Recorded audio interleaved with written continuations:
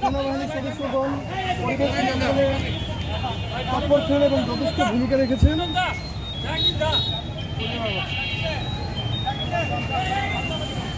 এখন পরিবেশ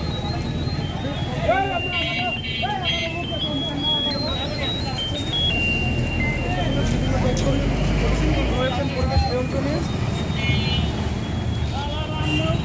এবং ইতিমধ্যে এই থানার পথ ধরে থানা পার হয়ে চলে গিয়েছেন সংসদ আদালতের নেতৃবৃন্দ।